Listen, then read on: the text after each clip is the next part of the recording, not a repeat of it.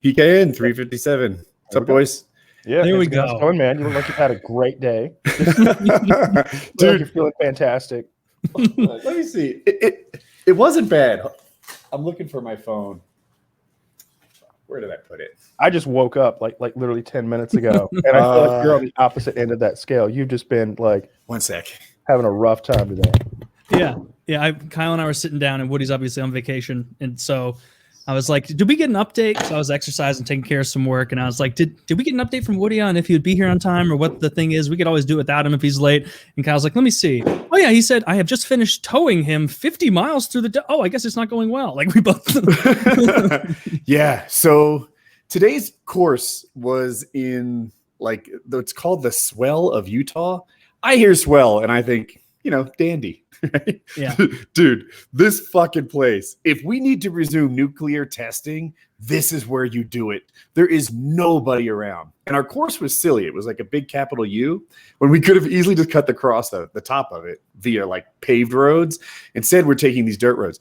At the very bottom of the U, in no man's land, he hits a small little hiccup, happens all the time. He gets stuck in the sand and starts swerving, and now he's off to the side of the road. Didn't even fall. He's just stuck in deep sand. So he throttles out of it, and it worked, but then his bike pretty much stopped running. It would start a little bit, but didn't have enough power to move, or sometimes he could get it to move 10 feet before it stalled. His bike, for all intents and purposes, doesn't work. So we break out the toolkit and we just start checking shit. We replace the CDI, whatever the fuck that thing is, some sort of ignition thing. We try to check for spark. We can't get his spark plug off, which would tell us a lot. Is it lean? Is it seized? Is it whatever? It seems to have compression. It might be fuel delivery. I don't know what's wrong with it.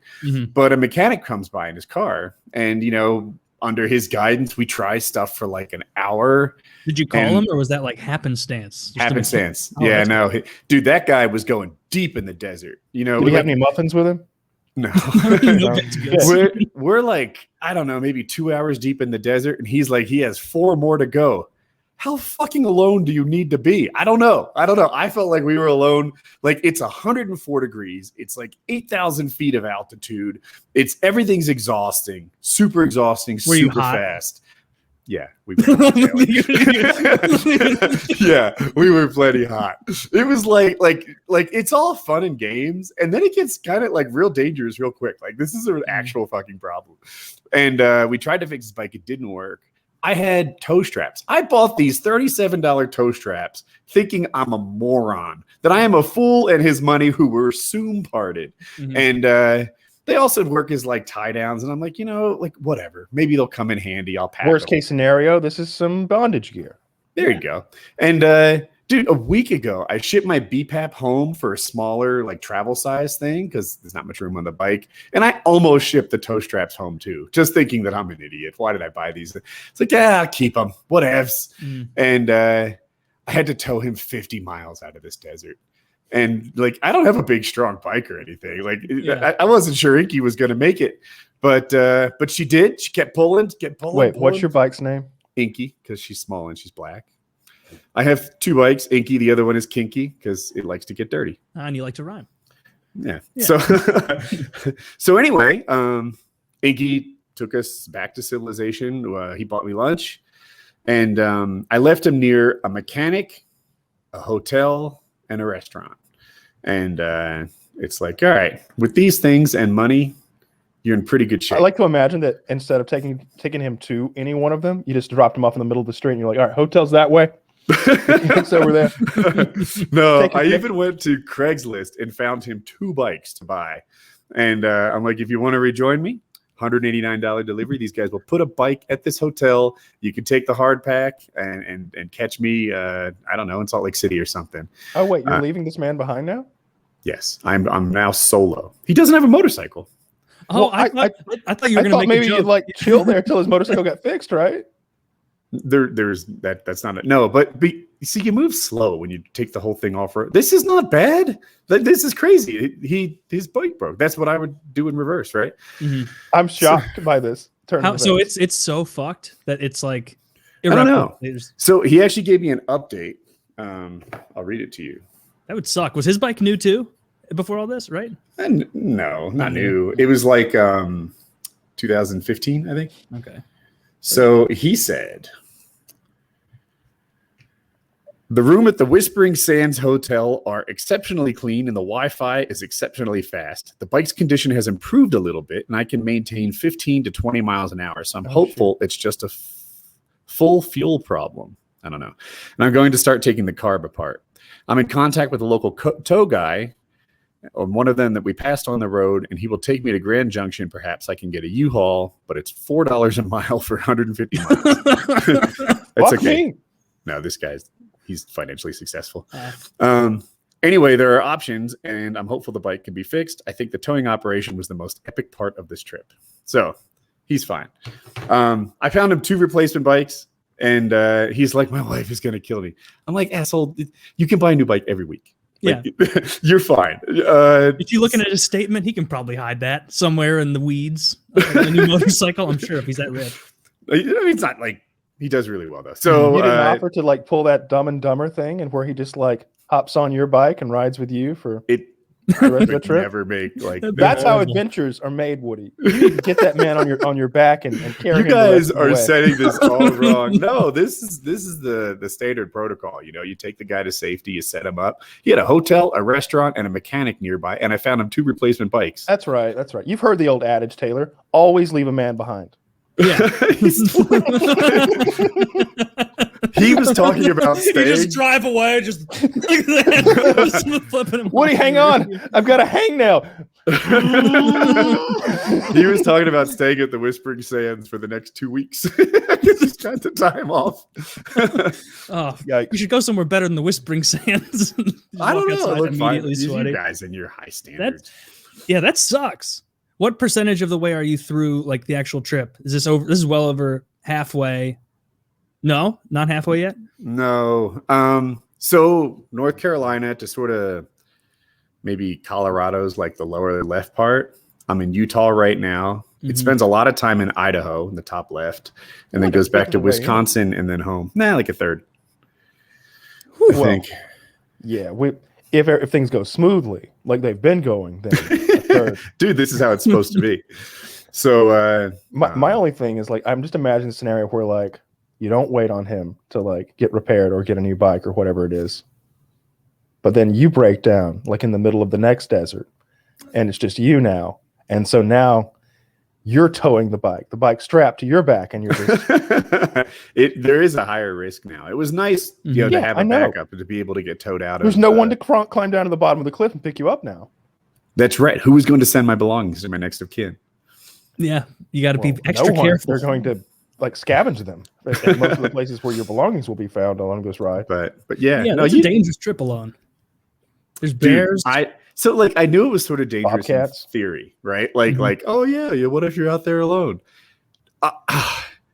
I've never been this isolated before. Yeah. I've never been 50 miles into this like you have a gun? Desert. No. Why didn't you bring a gun, man? Because it's heavy and it's like, dude, I barely had room for toe straps. Your baby gun. You could have brought a little gun to prevent the hillbilly rape. Anything to prevent the hillbilly rape. You can't rape the willing.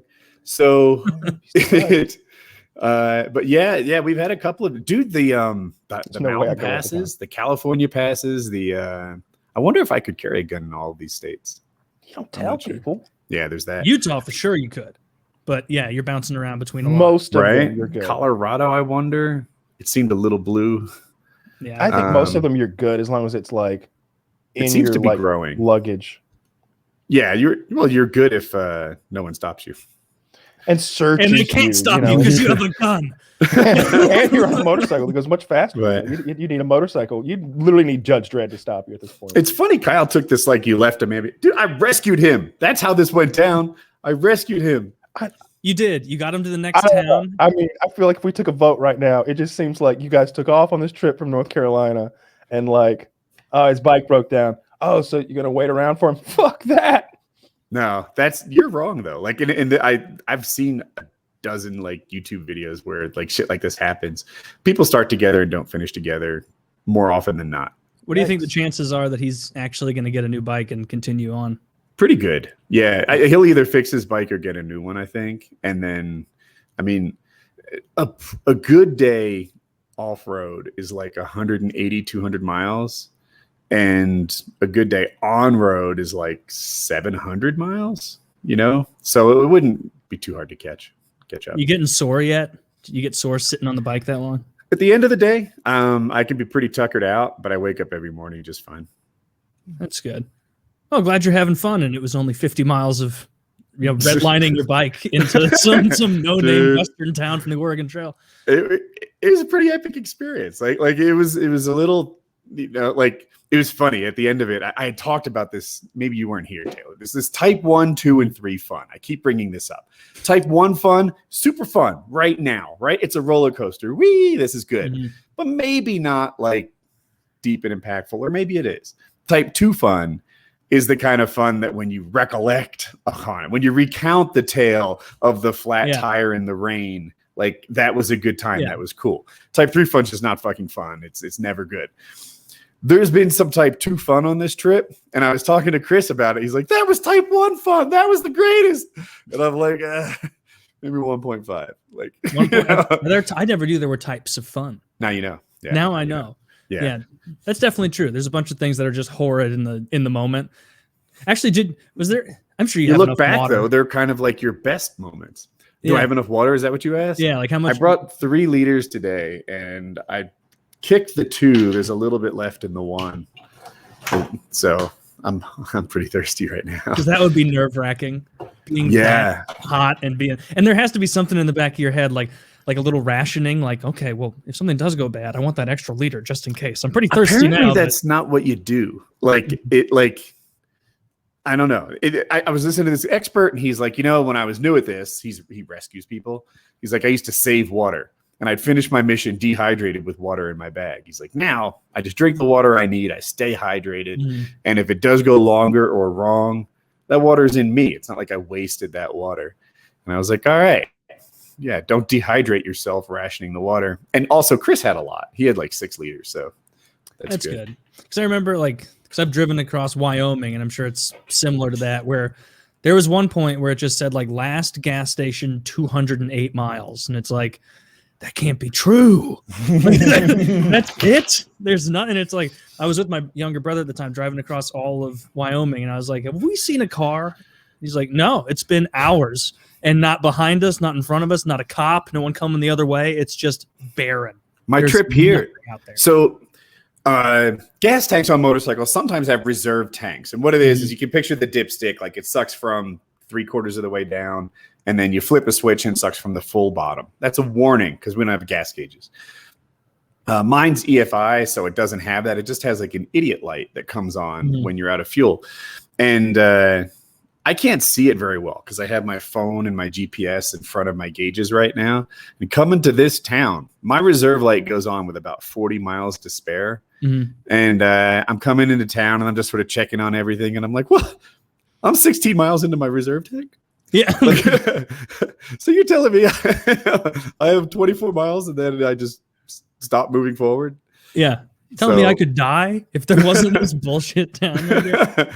Yeah. But I don't know. It was semi-planned too. Like I knew how far the town was and how many miles I had in my tank, but I did cut it closer than I thought because I was going so fast. Like I was trying to get here on time, going 80 miles an hour uphill in the desert. It's freaking... You loved every minute of this shit. I did. I did. But I knew that I was like, tell him that carrying that man. Like you sent me those pictures of you like, this is not a good place for us to run out of for I won't use his name, for this gentleman to break his bike. And I'm thinking like, yeah, it is. You know it is. You're like, a problem has arisen, has it? The picture the selfie you sent, I'm like, that is the hottest man in America right now. Just so fucking hot and tired. Woody was just talking last week about like, I don't do well with heat, and he's just like, so I'm in the high desert. No, but it's a dry heat. It is a dry heat, but it dehydrates the fuck out of you. Yeah. It literally does. Like you're like fucking jerky out there, and no, you loved every minute of that shit. I feel like the camaraderie though, like for me, okay, I get that like, but if like the mode of operation for this like journey is to like leave a man behind, but like I feel like I would miss like the camaraderie and like the sharing meals together and the like, I don't know, whatever. I'm sure you guys have like some hand signals you do when you're on bikes. You're giving them like yeah, and you're giving them some of those, or just like all right. There's some, and like funny. Those are gone now. So we're together at the restaurants, and we get the hotels, and we do laundry and stuff. But as soon as you put your helmet on, you're alone.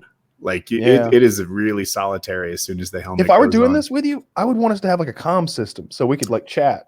Yeah, we have a comm system where we could chat, and we've opted not to. It's like, you know what? We're spending a lot of time together. And okay. I think I'm starting to get a vibe for something. Okay, all right. Yeah, they're having gay sex in the desert. We couldn't avoid it until the Weeping Willow Town, whatever the fuck it is. So okay. Dry in my ass. I think I understand things better now. Okay, well. It is a little more dangerous now, which I think you'll also enjoy more. I'm sure Jackie is like, wait, so you're alone now?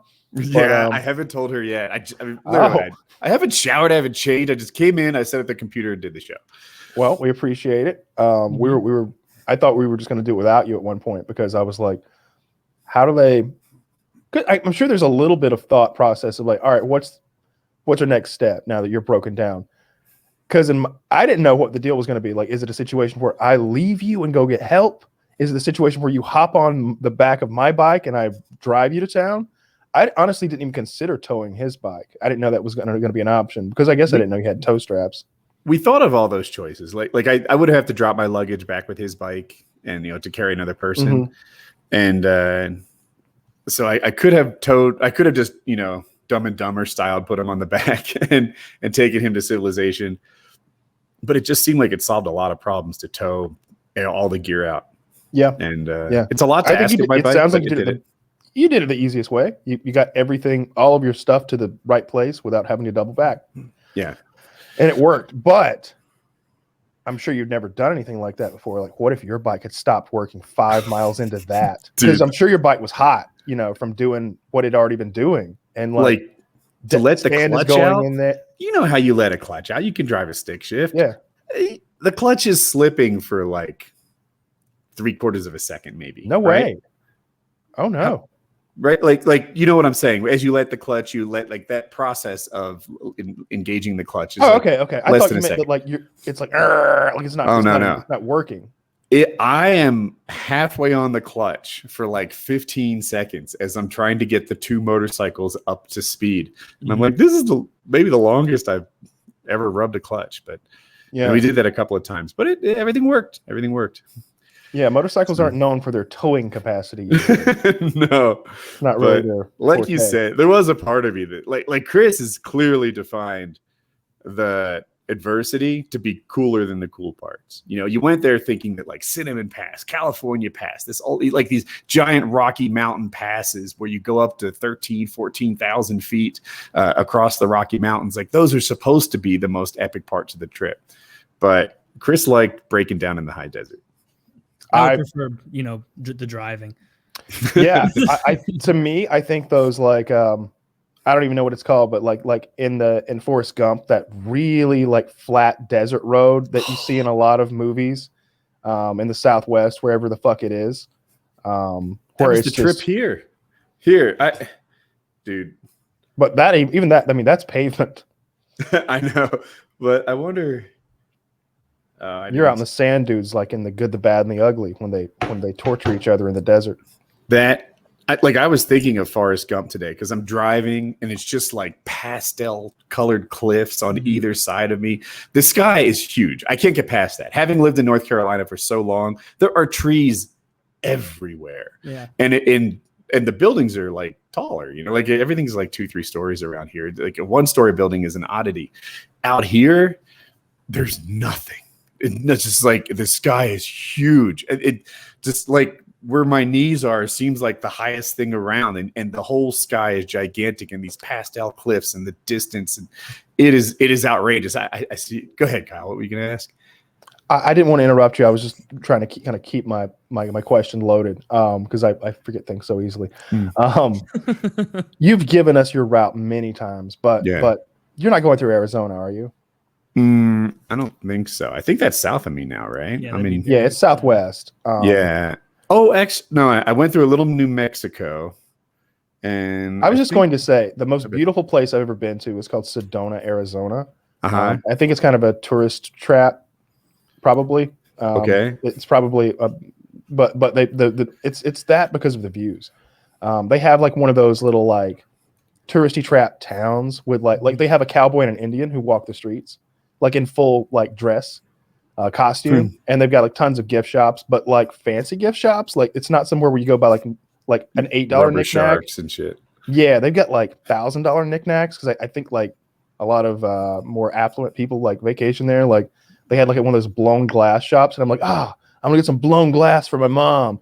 And like the cheapest thing they have is like $2,700, and I'm just like, I'm not gonna get some blown glass for my mom. I'll get Pretty something place, at Target. though. Nobody Just tell her. touches it. Nobody. Look at one of those places where like you bump one thing and you end up working for them. Like Do you guys know what Slick Rock is, or like in Moab, Utah? No. So it's rock, and it's all these like humps and valleys and stuff, and it's steep, and it's this like mountain biker 4x4 paradise where, like, for me, this is like a really famous place, and Moab is like the Disney World for off-roading. And I found myself in Moab, and I'm like, dude, we gotta like check out the Slick Rock. Like we gotta go see these things. And yeah, I am sure you've seen like, interesting feats of 4x4s going up parts of Moab. Like you would recognize it. Anyway. Okay. This looks dangerous. So I'm like, dude, I'm here. I should do it. A ticket's $2 to get in this place. And I'm like, Chris, like, why wouldn't you do that? We came all this way. So I get us both tickets. Chris goes, Moab. Can you look up Slick Rock and see if it shows any of these like 4x4? Yeah, that's the thing. Yeah, if you do Moab Slick Rock, it pulls up these trails on their site, and some of them are astoundingly steep. And it's just a guy on a big rock. There's no tape. There's nothing to tell you where to go. I buy my $2 ticket, and the guy who like works for the state or whatever is like, that bike is too big for these trails. And I'm like, well, on top of that, I'm not very good at this. And he sells me a ticket.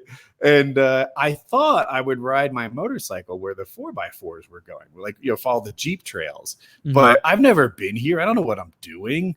And it turns out I'm on the mountain bike trails, which are just ridiculous. They're like, I'm going down, and there's these exhausted mountain bikers looking like they're about to die, pushing their bikes up because they can't pedal. And like there's these ledges that are like 2 feet down, drops and shit. And I'm like, well, I didn't come all this way not to do it. And I started hitting it, and I did it for miles, and then I turned around. There was a spot where my bike just literally, like, if I took the steering wheel all the way to the lock or the handlebars, it wouldn't turn that sharp. And I'm like, well, I can't do this. And the consequences of falling there were really high. It was like dire. Like 75-foot ledges down and stuff. And I'm like, I can't. I literally can't. So I turned around and I did it all in reverse, and it was pretty badass. It was really cool. I have some video. Are you listening to music as you're doing all this, or are you listening to StormLight Archive? Yeah, so I'm probably about halfway down the third book. Nice. Where are you? I am I'm barely into the fourth book. I was hoping I'd catch you. No. When you guys are done with this, I've got a completely different book I want us all to read because I'm too far behind now. I'm not. Yes, you are. Kyle. I'm too far behind. I'm too far behind. Kyle is 130 hours behind. It would be like if I tried to join your motorcycle journey now. Like that's how far behind I am. If you add up all 4 books, I think it's 5,000 pages. It's because I found this thing on YouTube where like they were talking about like one of the scariest villains in sci-fi. And I started looking into it a little bit more, and it's this book series. I'm going through my history on like YouTube Watched to find the name of it. It'll just take me a couple minutes. Do you know who wrote it? No, I watched a couple of videos like about it, and I was really interested. It's like Hyperion. Hyperion is Hyperion. Hyperion. Have I read this? Hyperion Cantos, is it a series? Yes, it's a series. Hyperion Simmons novel by Dan Simmons. Okay, let's see what we got here. I'll read this. There's only like 500 pages. Oh, there's a bunch of books. 1, 2, 6-part book series. Or no, wait, this is all one book, right? I think there are multiple books.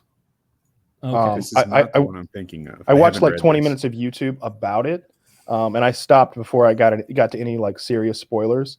They were mostly just talking about the villain in the show. I guess the broad strokes that I took from like the quick YouTube video I watched was this is in the future, maybe 400 or 500 years from now, and some sort of science experiment ruined Earth, like ruined it, and so like it's uninhabitable now.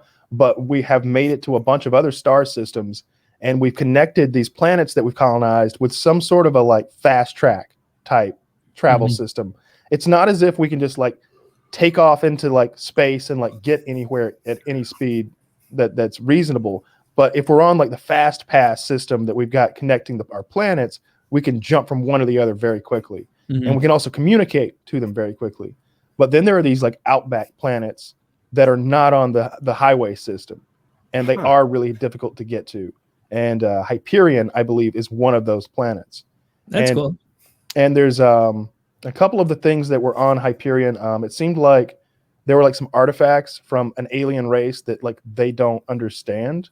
At least at the beginning of the book series, they don't understand like something that predates humanity by like a very long time, but the aliens aren't there anymore. But there's some sort of a villainous creature called the Shrike that lives on this planet, and he is a four-armed humanoid-like thing. Does he impale you to death? He does. Like he a Shrike. impales you on a tree of woe, where you suffer for all of eternity. Oh no, that's worse than regular impaling. You know it's what? much worse because you never die. How's he not running out of trees? He has an enormous metal tree thing, and which is apparently some sort of a simulation of a tree that your mind is plugged into. So it appears to the outside viewer that you are impaled on a tree, but in reality you are in some sort of a mind, like a Matrix style system. He does this to just because he's like a demon, or he's like, you don't know that's what the guy in Okay. the YouTube video said, and like, but we don't know why he does it. He just does it. He just And loves. there's nothing we can do about it. And it's like apparently he's just invincible, and he's just covered in metal. He looks like he's just made of like mercury covered in spines.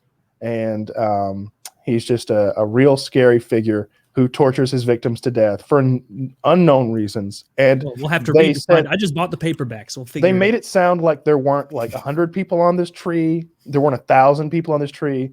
There were like 100 million people stuck to the tree or something like that. It reminded me of Big that scene from Rick and Morty where the evil Oh, Morty where they had- put all the Mortys on the outside of the dome. Yeah, I'm wondering if that's Just like getting prodded.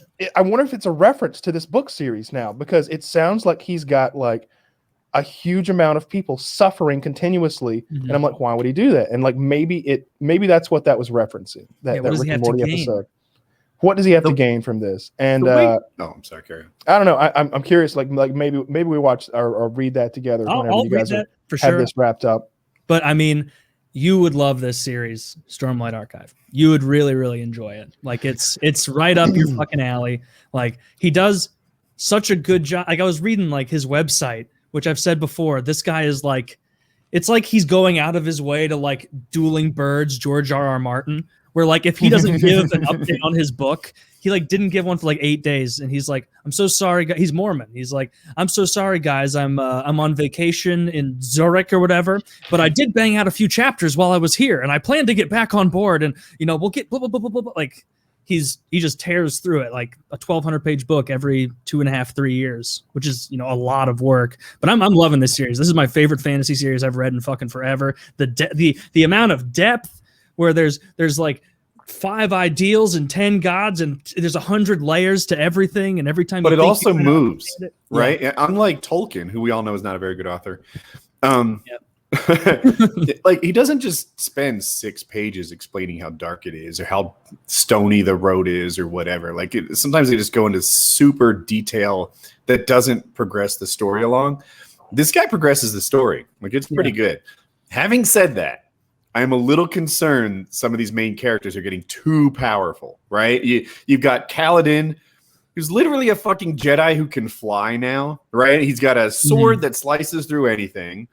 He can take people with the force push and stick them to walls and stuff. And he can fly over the storms and travel to places. Yeah. And it's like, you're kind of powerful when everyone else is a spearman. And then you've got the king. What's his name with a G? Oh, Gavilar? Gavilar, yeah. Gavilar is like showing off to people by intentionally, like, he's like, Kyle, I'll duel you, but you get a sword and I don't for the first 3 minutes. And then we'll switch. And then he goes 3 minutes. And, well, it goes like 2 minutes and 50 seconds. And then I allow you to stab me, obviously. And then I thrust myself onto your sword and I pull it in deeper and stab myself through the chest and say, that's a thrust. Just to fucking show off how well I heal. Jesus. That's Dalinar, yeah.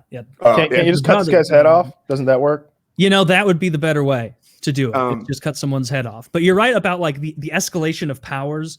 And I don't know where you're at. I think middle of book 3, like the only thing that keeps it even is that they got like a ×10 boost, the good guys to their powers. Right. Meanwhile, the bad guys got like a ×30 boost. And so they got people who can fly better than Kaladin, and they summoned their own storm, the Everstorm that comes the other way, and they pull power from it, and they've got all their own Spren fucking technology and everything. I'm so enthralled in it. I'm like dreaming about it. I've been reading it so much. I'm like dreaming about it. It's great. You would really enjoy this story. The characters are so well fleshed out. There's a couple characters that I'm pretty bored by, but even then, like who? I was bored by Eshonai.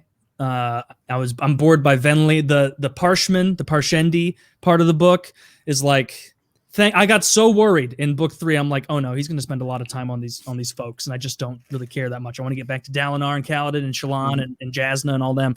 And thankfully, they keep that short. But like, I don't know if you can get it in the audiobooks but like, you can tell when Brandon Sanderson is getting real when in like the last 100 pages of every chapter. Usually, it's Game of Thrones style where it's like Adolin, and it's all from his perspective. But like in the last couple chapters of the book, it's like during the battle scenes, he's jumping back and forth, different perspectives. Like when the paragraphs get to be like 5 lines a piece, it's like, oh, so much is happening right now. It's great. I recommend it to everyone.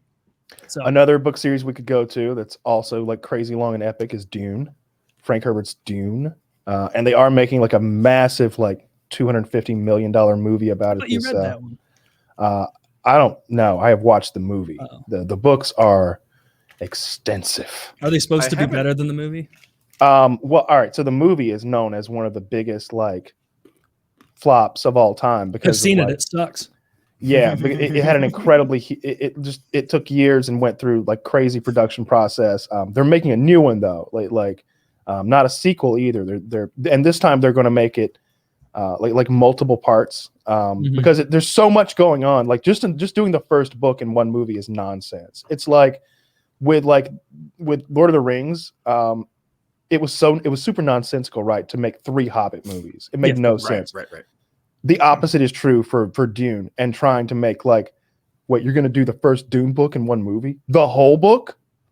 No, come on. How are you going to establish like 50,000 years of human history right at the beginning? Oh, we'll just have voiceover. We'll just have a lady literally appear on camera and go, in the early days, and that's what they do. They literally have I can't remember the actress's name. She's very beautiful, but you recognize her, but she just appears on screen, like her head floating in darkness and with like some crown on, and she gives you like 20,000 years of human history in like 3 minutes of just she's like, all right, let me lay this out for you. And it's just like, and there's no time between plans and execution in that movie where they'll be like, we have to get together in order to capture the priest there, and then like next scene it's like, we've captured the priest. Yep. What do we do next? We must deliver him to the oracle. And then it's like star wipe oracle, and they're terrible. You're absolutely right about that. There is an extended version. There is an extended version where the gaps are filled in a little bit,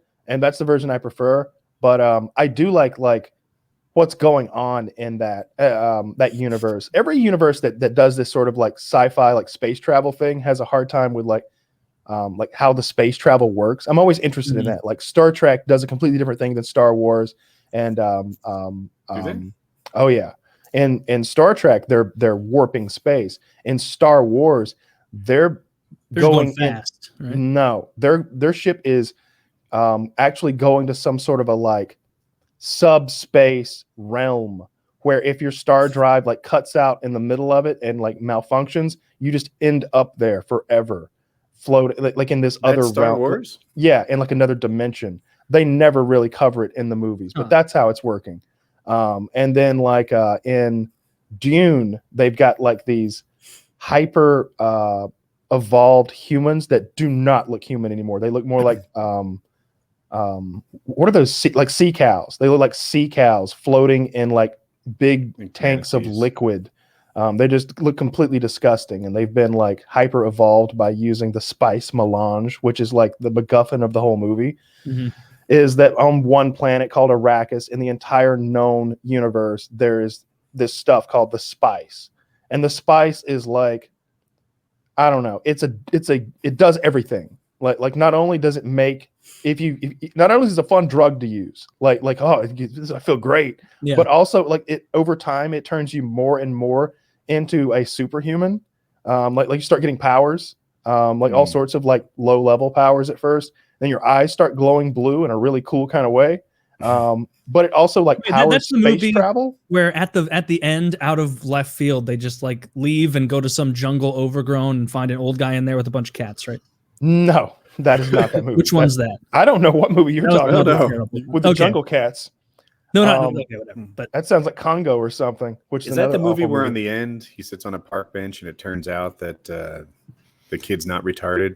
Yep, that's it. It turns out he's been sitting 2 blocks away from his destination for the entire movie, and it really hammers home this guy actually is retarded, huh? So my Colorado trip is quickly approaching, like 100 days now. So we're getting everything arranged. Very nice. And we're planning everything out. We picked a house out. And we're getting the boys all organized. We're seeing if all of our Canadian friends are going to be able to immigrate down here for the trip and all that. And I'm already like booking fun things to do. There's a place that rents motorcycles in Denver, and I'm looking at like their motorcycle rentals to like go through the canyons of the mountains up there. And I'm looking at this Triumph Tiger 800. That's one of the bikes Chris might buy. It's a great bike. I like that bike a lot. It looks like, I don't know. It looks exactly like looks cool. It would fit in with you guys' bikes. Like even the one I'm looking at here is like it would. It's an adventure bike, the same class as mine, a little bigger and stronger, which isn't always perfect. Like if you're off road, a light bike is handy, but if you're on road, a bigger bike is nice. So it's great. It's a great bike for sure. Yeah, and it's like $100 a day or something like that. And maybe 2 or 3 days of just like touring the mountains up there. I thought that might be fun, especially. How do they work helmets? I have no idea. No, that's something I would look into, and I have to get my license. Obviously, so I need a helmet for that anyway. So maybe I don't know. There's so many moving things. I don't know what to do. It's like, oh, I'll just buy a cheap helmet. It's like, why are you going to buy a cheap helmet if you're eventually going to want a good helmet? I don't know. Do I start off with like a really nice helmet and nothing else? Yeah. Probably. I don't know. How much? And you probably don't even have a helmet budget, right? Like, I want to say, like, how much do you want to spend? And you're like, how much should I spend? How much? Right? That's how cost? I would start. Right? Somewhere between $100 and $1,000. Yeah. That's what helmets cost. That is what helmets cost. $1,000 would be kind of extreme and something that certain race organizations might require. Yeah. And 100 would be almost as safe. It probably wouldn't fit as well. Like the higher end helmets have foam that you can remove that fits you real nice. I would, I'd point you in the middle. Like, get a $400 Scorpion or something like that. And that's what I might get next, as an air bladder that makes it sort of squeeze like the old Reeboks or Nikes did back in the day. Okay. And I'm definitely going to lean on you whenever I do some motorcycle gear shopping and stuff, because I feel like it's one of those things that like we all have this in common, but like when we get into something we get obsessive and we go down that rabbit hole of research, and I feel like you've already done all the research for me. So like if I wanted to know like which gloves, pants, shoes, etc., you'd be like, oh no, don't get those. Yeah, these have a lifetime warranty and they're $30 more. Yeah, on a lot of this stuff I could point you in the right direction. You tell me the mission, I'll tell you the gear. Yeah, I'm definitely going to wait till you get back from your fucking adventure though. If you do. If I do, yeah, that's a strong point. Now we're solo for now. I found him 2 motorcycles. In my head, he's concerned about what his wife is going to think about buying a backup motorcycle midway through. But it's like, bro, you're fine. Like worst case scenario, you sell it when you get back, right? Like sure. And I mean, I can't imagine you take a big hit. I wouldn't think so. Yeah. So yeah, I mean, I mean, it's what I do too. I would just buy another motorcycle. It does make sense. I would already have the motorcycle if I were him. Like I'd be like, yeah, it's this one. Do I need to get plates for it, or can I run this temporary tag the rest of the trip? I just swap my old plate over, right? Not that we'd ever do that, but that might be plan A. That is plan A. That'd be my plan A. We just put the other tag on there and feign it. If you feign ignorance as a white man with most crimes, you get right through. Now look, obviously what? I can't do that. I tried to feign ignorance for the longest time with my thing, and it almost worked. All right. I thought I paid those taxes. Now I know I needed plates, but you're telling me I need different plates? Why do they even do it like that? No, officer, you don't understand. I have a plate. Look, sir, that is literally a dinner plate. Like, remember that guy who was trying to stick his finger up at the helmet law, and he had met all the technical requirements for a motorcycle helmet. He's like, it has a strap that goes down. Okay, yeah, you're right. There are 2 straps. Yeah, there are. And it is on top of my head. And it is made of a hard material, class 3. And they're like, all right, checks out. What is it, like the top of a cantaloupe? It is literally a round piece of plastic that he drilled holes in and put a chin strap on and put shoestrings through and tied under his chin. And they're just like, technically it meets all the requirements, sir. Yeah, I mean, just if that guy wants to crack his head open, go for it. He's literally one of those people who wants to be like those people who are like, I am an admiral of the road. I'm a sovereign citizen, and this is my vessel. I follow maritime law. As a captain of a vessel, I outrank you, Lieutenant, and I order you to go back to the precinct. You're gonna have to call the admiral of the highway patrol if you want to stop me again. I will yield to no other captains. I'm actually writing you a ticket for not saluting a superior. Showing your fucking credentials, Dave and Buster's power card. You pull out your own ticket book in front of a cop. That's a real power move. You start, If you were like an OSHA guy who was like, actually, you pulled me over incorrectly, you're getting the ticket. That would that's probably happened at some point. Like an OSHA person got pulled over by a cop who didn't do it right, and they were like, a YouTube channel called Audit the Auditor. And are you familiar with what an auditor is? Yeah. You are. This is like a police auditor, not a tax auditor. No. I guess they look through cases. Okay, so when I hear auditor, I think an accountant who looks through people's books and makes sure that the numbers are right. There is a kind of auditor. These are like amateur YouTubers who go out of their way to kind of annoy police and film them and make sure that the police respond appropriately. That's funny. Yeah. Well, this channel, Audit the Auditor, is pretty cool. The guy's an actual attorney. And he goes and reviews how these auditors do, and what they're getting right, what they're getting wrong, when they appropriately exercise their right to remain silent, and when shit like, no, I'm not giving you my driver's license, actually is against the law. You have to give it over. Mm-hmm. For example, if you're pulled over.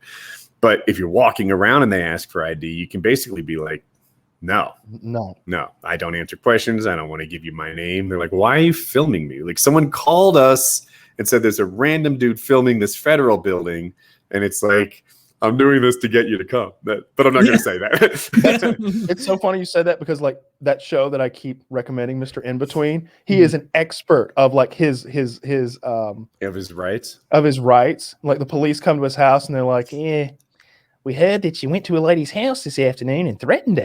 And he's like, I don't answer questions. All right. I'm not sure how I respond to that. She said you were menacing. I don't answer questions. Is this your house? I don't answer questions. He's just like looking through the screen door, and all he'll say is, I don't answer questions. And they're just like, yeah, fuck. You can do that in a lot of They don't even know if you're situations. talking to the right guy. Yeah, if you're driving, you can't, for example. And Yeah. anyway, Audit the Auditor, sometimes police pull over police, and he usually covers those interactions too because they're filmed. And it's pretty neat. I love it when police. Yeah, That was actually grammatically correct. Yeah. Have you seen the video where the guy, like the cop has been on break or something, and he's showing back up at his own station house, and the guy is just like, the guy catches him as he's getting out of his fucking cruiser and going into the station house. He's like, "How you doing today, sir? Where you coming from?" And he's like, "What? Oh, I know this one. Yeah, Where are you coming from? Have Why you been are drinking? asking me that? Well, doesn't really matter, sir. Where you coming from this afternoon? You been drinking?" And he's just like, the cop is like, he has been drinking. That's the fun part. Like, Oh, he's been out really? to lunch, he's had a couple beers. Like, he's just like, why are you questioning me? I'd like to know where you've been this afternoon, where you're headed, and if you've been drinking, sir. Just like, and just it's all on his face asking him these questions, and the guy's clearly getting flustered, like, because he he's been has had a drinking. beer or Yeah. two for lunch. He's probably not DUI level, but he shouldn't be drinking at all because he's on the job. Yeah, that seems it's like a hilarious. needless risk as a cop to have a couple beers at lunch. Like people are going to bet notice they you're do it sitting every there like a fucking day. cop. Or I guess, yeah, cops can kind of do whatever they want a lot of the time. Yeah, that I know that interaction, and it's pretty cool because he's like, "Where have you been?" And the guy's like, "Why are you asking me this?" And the way he asks him if he's drinking is as if the other replies made him know that he's drinking. Where are you coming from? What? Why would you ask that? What? Have you been drinking? Like, Yeah. the way that it led into it. It's great. I like the interaction. Taylor, did you buy that 500-page softback book just now? Yes. Yeah. The way you commit to books amazes me. If I buy it, I'm going to read it. And so like, yeah, I'll read I it. swear you could just be like, hey, here's a 15-hour task if you're interested. Well, I am. Yes.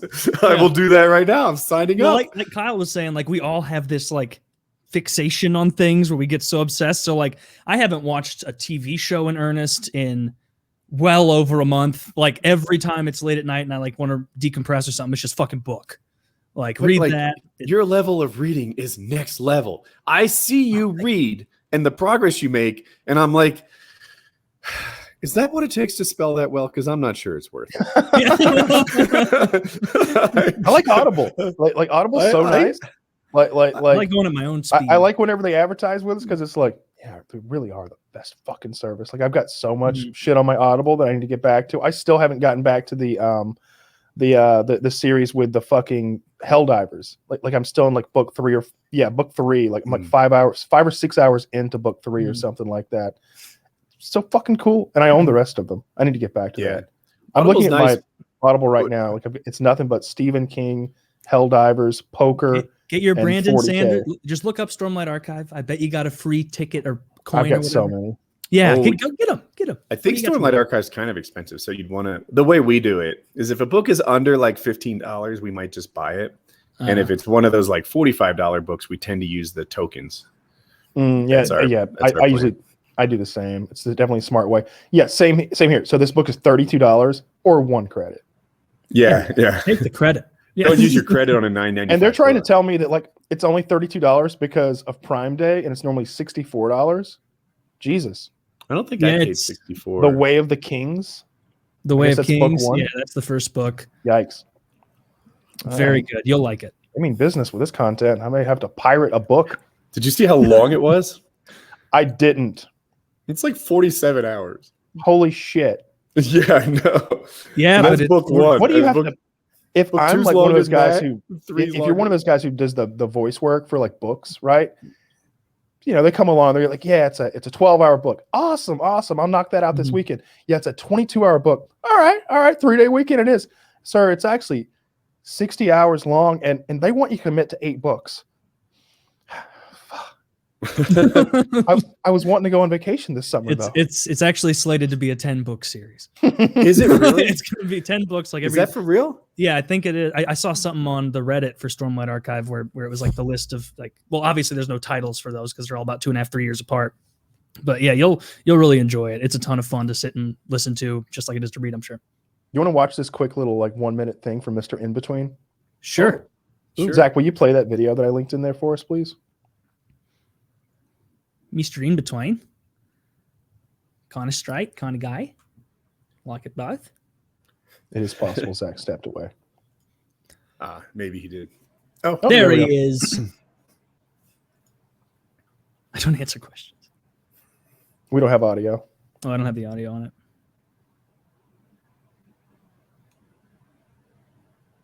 Is that the main character? Yeah. He looks funny. Looks like a if you- thumb. Yeah, there's a bit of a thumb vibe there. I like him a lot. I'm current with the show now. I'm watching week to week. This is the best internet I've had in a week. I might watch Mr. In Between tonight. I feel like I am time sharing, multiplexing an internet connection. I get a shitty connection for 5 seconds, then I lose it for the next 20, and then it comes back. It is hard to watch anything. All right, let's see what we got here. Answer questions. Okay, is there somebody? Afternoon, sir. Are you Ray Shoesmith? I don't answer questions. Can I help you? We're looking- Does he live here? I don't answer questions. Okay, is there somebody here who can answer questions? I don't answer questions. Okay, I don't really know how to respond to that, sir. Spoke to a woman by the name of Petra Jenkins. She says you threatened her and tried to menace her. Did she? Yeah. You got anything you want to say about that? I don't answer questions. Would you mind telling us why? I don't answer questions. Okay. See ya. So, yeah. See, the way you were describing it, I didn't think. I thought it was going to be more like I don't answer questions. I don't answer, but like he's saying it in a menacing way. He's a very menacing man. Like look at that. You can see that thumbnail for a brief second where he's just looking demonic. Like the great part is the switch he makes between like even that instance right there is about him being a good dad because his daughter's being picked on by this other little girl, and he's like talking to her about the difference between standing up for yourself and being a doormat, and he's like, I'm going to take care of this one for you. But in the future, you can't be a doormat. And you can't worry about what people think about you because you can't change how people think about you. So why would you let it affect you? There's nothing you can do about it. So he just goes and goes to the other little girl's mother and like, hey, your daughter's picking on my daughter. And she's like, my daughter wouldn't do that. He's like, well, my daughter wouldn't lie. She's like, well, mine wouldn't either. All right. Well, guess we'll have to handle this some other way. You gotta get that big bitch to beat her up, right? He literally goes and gets a big bitch. Yeah, it's awesome. Well, I mean, that's a smart move in this show. Seems very illegal to conscript a child into assaulting another. But anywho, yeah, I'm excited to read some more of my book tonight. I still got the Hyperion page up. I've been poking around here trying to learn more. This looks really neat. It'd be fun to read as you guys listen. We can all talk about it. This is what we're going to be. We really are going to be a lesbian book club. Awesome. I love that we're trending in that direction. I'd rather be a lesbian book club than eat roadkill. He's like, fucking prophetic. Shit. We need to own that. We get a badge. I want a lesbian book club background. Books are fucking awesome. I like books more than movies at this point, I think. Yeah. I think I always say this. I beat this drum. Movies and TV have gotten so much better. You were talking about Dune and how it sucked 20 years ago. I don't know. 30 or 40. Yeah. There's a chance the next Dune does it justice. It looks because good. Nowadays people are willing to invest a $250 million into making a great movie. They do it all the time in the Marvel universe, but not just Marvel. They give it a shot here and there. If you tell someone we're establishing a new universe and there's sequel potential and this could be a thing, they'll invest in it. You know what actually looks good as far as movies coming out? And I'm hesitant to even say this because I think I'm going to be wrong. The new Suicide Squad. So like the last one was awful. Ooh. I hated it because it had Will Smith. Yeah. And Will Smith just can't. What makes you think this anymore. One? What makes you think I like Will Smith, but anyway. So the new one's done by James Gunn, you know, the guy who does Guardians of the Galaxy, and I think he does good work. I've liked everything he's done for a long time, and it looks like they went really zany with it. and they included some of the Suicide Squad characters that it's like, wait, so there's a man shark. So he's like a man with a shark's head. Oh no, he's a man with like a full shark's body. It's That's not useful. It's super. We could watch it. You want to watch the trailer? Because I was just about to describe the trailer, but Yeah, I actually just opened it up. I thought I saw the shark guy. I mean, this is the kind of stuff you can't put in YouTube video anymore. fair enough. Looks like he has the head of a shark and the body of a. He has like but his whole body is shark-like. And there's a bunch of like goofy fucking characters in it. And I'm trying to think the funny part. Oh, they're all like the whole Suicide Squad is on like a cargo plane. I guess they're going to be like dropped in somewhere, and they're kind of getting to know each other. And the one guy is like, there's one guy who just he's fully animated. He's an animated character, and he looks monstrous. Is this dirty cat thing? Yes. And the guy is like, he's like, what is this? What is it a dog? Is this a werewolf? And everybody's like, it's not a werewolf. Tell us if that's a werewolf. And they're like, and the main guy comes in. He's like, no, calm down. He's a weasel, and he never hurt anybody. Well, actually, he killed like 27 kids, but he's not going to hurt you. And the weasel thing is just like, Does he have powers, or just the powers of a weasel? It's apparently just the powers of a pedophilic giant weasel. Apparently, they need to put him back in jail. Yeah, well, I mean, they all belong back in jail, but they've got like a job they got a dirty job for these guys to do. So they pulled them out. They're all like, that's the thing about the Suicide Squad. They're all murdering bad guys that they use to do dirty work. In this one, Idris Elba plays the role that Will Smith played in the first one. He's like I don't know, I can't remember the character's name, but he's like some sort of like firearms expert. Like he never misses. I guess. Is it Deadeye? Might be, yeah. And they're like, he's in prison for shooting Superman with a kryptonite bullet. Is that why he's in prison? That's why he's in prison. He put Superman in the ICU by shooting him with a kryptonite bullet. Does the shark guy have any powers? I mean, they're all on the radios. They're like, all right, everyone check in. Do you see the target? And the shark guy comes on. He's like, I see a bird. And he's like staring at a pigeon, like wanting to eat the pigeon. And they're like, stay off the mic. He appears to be a retarded shark man who's really, he still has shark instincts. So I'm imagining like he's just going to go off the rails at times and they're just useless in any tactical area. Most of them do seem useless. It seems pretty interesting. I don't know. It looked funny to me. It looked kind of zany, and I was into it. Well, we'll remember your prediction. Maybe you'll be proven right. Yes. I think it's most likely gonna be shit. Because DC just can't make a good movie. They've made like 2 good movies ever. Batman was good. That whole series was good. With Liam Neeson. Batman. Yeah, the 3 Batman. Yeah. Some people don't like the third one, but I do.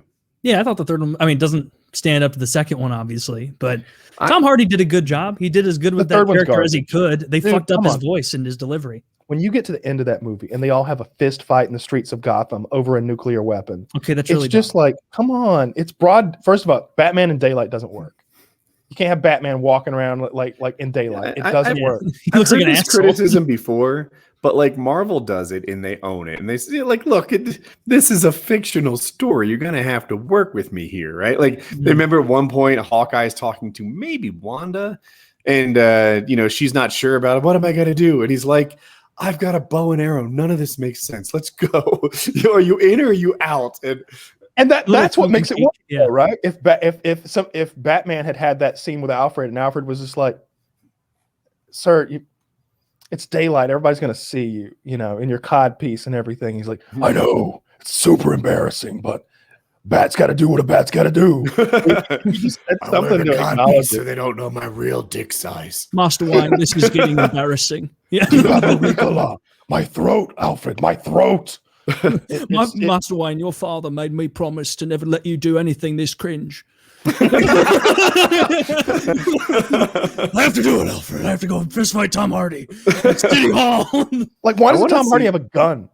Yeah, he's a bad guy. He should be flush with guns. He blew up that stadium. He had bombs.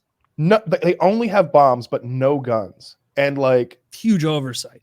And it's not just Tom Hardy. He's got like a no gun zone.